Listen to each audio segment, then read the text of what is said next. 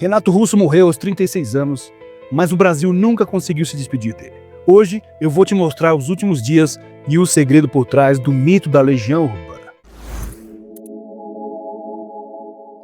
A imagem que muita gente guarda do Renato é de um cara de óculos, voz rouca, um estádio inteiro cantando junto, braço pro alto, ou então aquele homem magro, cansado nos últimos shows.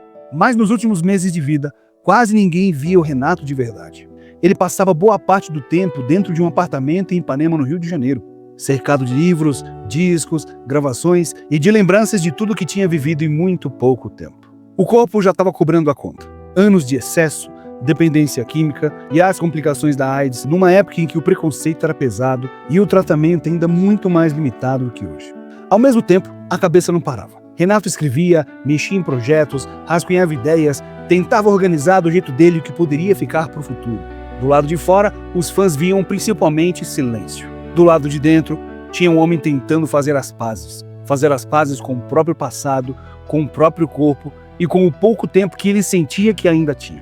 É curioso pensar que esse Renato fragilizado, trancado num apartamento, é o mesmo homem que escreveu uma das frases mais repetidas da música brasileira em Pais e Filhos.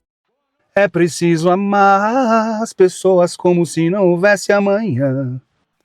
A pergunta é, como é que esse garoto tímido de Brasília, que passou boa parte da adolescência preso numa cama, virou a voz de uma geração inteira em um mito que o Brasil não consegue deixar ir embora? Para entender os últimos dias, a gente precisa voltar lá atrás, quando o Renato ainda era só o Júnior, um menino nascido no Rio de Janeiro, que ia se mudar com a família para Brasília, como tantas outras famílias de classe média da época. Na infância e no comecinho da adolescência, ele já era diferente. Muito livro, muito filme, muito disco, tímido, introspectivo, observador. Só que aos 15 anos veio o baque. Uma doença óssea rara, um problema sério no fêmur. Ele precisou passar por uma cirurgia complicada, colocar pinos de metal e passou meses praticamente preso numa cama entre hospital e casa. E enquanto os colegas estavam descobrindo o mundo lá fora, Renato estava descobrindo outro tipo de mundo, o dos livros, das letras, das músicas. Ele lia compulsivamente, ouvia tudo o que aparecia pela frente e começou a escrever. Escrevia pensamentos, pequenos textos, letras enormes. O corpo tinha limitado ele, mas a cabeça tinha ido embora para bem longe. Anos depois, já no palco com a Legião, quando ele cantava a frase "Somos tão jovens", muita gente ouvia aquilo como um grito de liberdade. Mas lá no fundo era também o eco daqueles dias preso na cama. O medo que o tempo acabasse antes da hora, misturado com a vontade desesperada de viver tudo intensamente. Quando ele melhorou e conseguiu caminhar de novo, não foi só um retorno à rotina. Foi como se ele tivesse voltado carregando o universo dentro da cabeça. Em Brasília, no fim dos anos 70 e começo dos anos 80, a cidade parecia calma por fora, mas fervia por dentro. Era o fim da ditadura, a juventude querendo gritar e uma cena de rock começando a nascer em garagens, sala de aula e pequenos bares. No meio disso, aparece o Aborto Elétrico, banda que juntava o próprio Renato, os irmãos Fê e Flávio Lemos e mais uma galera. As músicas já eram cheias de crítica, revolta, ironia. Dali saíram canções como Música Urbana, Veraneio Vascaína, Que País é Este, entre outras. Músicas que mais tarde seriam divididas entre a Legião e o Capital Inicial. Mas as personalidades eram fortes.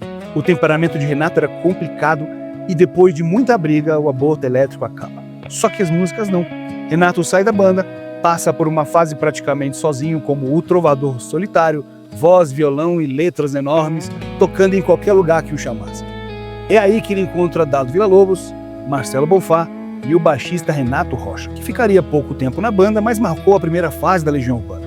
Em pouco tempo nasce a Legião, uma banda de Brasília, com um nome quase messiânico num país saindo de uma ditadura, e com uma juventude inteira cheia de perguntas engasgadas.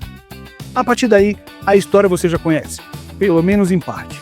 Discos que viram fenômeno, shows lotados, trechos de letras que começam a aparecer em cadernos, muros, camisetas, como se fossem versículos de uma nova geração. Só que tem um detalhe importante. A Legião não cresceu só porque tinha riffs legais, ou porque Renato era carismático no palco. As músicas pareciam falar ao mesmo tempo das dores mais íntimas de cada pessoa e das feridas abertas de um país inteiro. Quando ele lança Pais e Filhos, por exemplo, não é só uma canção triste.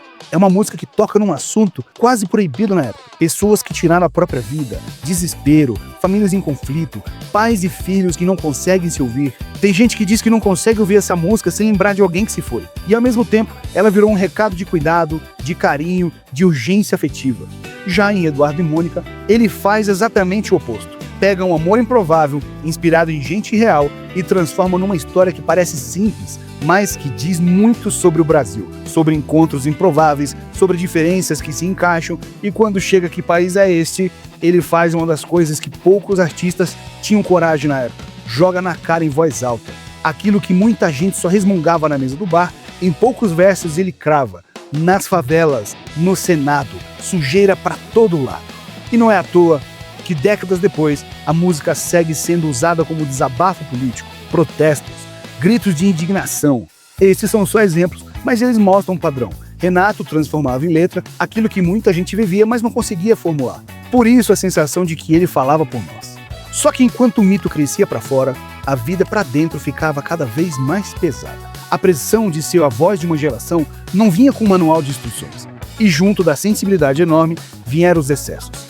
Álcool, drogas, noites sem fim, relacionamentos complicados, conflitos internos e externos. Renato lidava com a própria sexualidade num Brasil muito menos aberto do que hoje, com uma imprensa muitas vezes cruel e com uma legião de fãs que projetava nele expectativas gigantes, espirituais, políticas e emocionais. E em certo momento da vida, ele entra em processo de reabilitação. Fica internado numa clínica e começa a escrever um diário, anotando sensações, recaídas, esperanças. E anos depois, esse material seria publicado mostrando um lado que o público não via. O homem que reconhecia seus erros, que sabia do mal que fazia a si mesmo e aos outros, mas que nem sempre encontrava força para mudar. É um Renato muito mais humano do que o ícone de camiseta e pôster de quarto. Quando a saúde começa a piorar de vez, não é um choque do nada. É a conta de anos sendo apresentada rapidamente. As complicações da AIDS vão se somando a fragilidades físicas e emocionais, os shows se tornam mais difíceis, os bastidores mais densos e o refúgio passa a ser cada vez mais a própria casa. Os livros, as músicas, as memórias, no apartamento em Ipanema, entre fitas, anotações, fotos e lembranças. Renato vive uma espécie de despedida lenta, às vezes consciente, às vezes negada. Ele ainda grava, ainda compõe, ainda pensa em projetos, mas o corpo vai diminuindo o ritmo, até que, em 1996, o relógio para. Renato morre aos 36 anos. Para muita gente, aquela notícia no jornal foi como perder um amigo que nunca tinha visto ao vivo. Como se uma parte da adolescência, das primeiras paixões, das primeiras revoltas, tivesse sido arrancada de uma vez. Só que a história não acaba ali. Depois da morte, o que poderia ser só saudade vira um fenômeno de memória. Saem filmes, documentários, livros contando bastidores, livros organizando diários, cartas, letras. O filho dele, Juliano, passa a cuidar do acervo, das canções, da imagem do pai, tomando decisões difíceis. O que pode, o que não pode, onde a obra do pai deve ou não ser usada. As músicas continuam tocando em rádio, em streaming, em barzinhos, em saraus escolares, em karaokê. Gente que nem era nascido em 1996 descobre a Legião Urbana hoje como se fosse banda nova. E de tempos em tempos, uma nova polêmica aparece. Canção usada em comício, frase em propaganda, disputa judicial pelo direito de associar aquela obra a uma ideologia ou a um candidato. É quase como se o país inteiro ainda estivesse tentando decidir o que fazer com esse legado. Ao mesmo tempo, tem as homenagens bonitas, shows especiais, projeções, artistas de outras gerações regravando as músicas e um público que continua cantando em coro como se fosse a primeira vez. Talvez o segredo por trás do mito da Legião Urbana não esteja só na voz rouca, no jeito intenso ou nas histórias de excesso. Talvez o segredo esteja justamente na capacidade que Renato teve de dizer em voz alta o que muita gente só conseguia sentir em silêncio. Ele foi um menino doente, um adolescente solitário, um jovem em conflito, um adulto cheio de falhas, mas ao mesmo tempo foi alguém que transformou cada corte, cada dúvida, cada raiva em poesia cantada. Ele foi embora cedo demais, mas cada vez que alguém coloca um disco, dá o play numa playlist ou canta num show, um pedacinho da conversa com ele recomeça. No fim das contas, talvez o Brasil nunca tenha conseguido se despedir de Renato Russo, porque ele continua morando nas perguntas que a gente faz até hoje. Quem a gente é? Que país é este? Como é que a gente aprende de fato a amar as pessoas? Ainda é cedo? Ou o tempo está perdido, no Monte Castelo? E enquanto essas perguntas existirem, de algum jeito ele ainda vai estar aqui.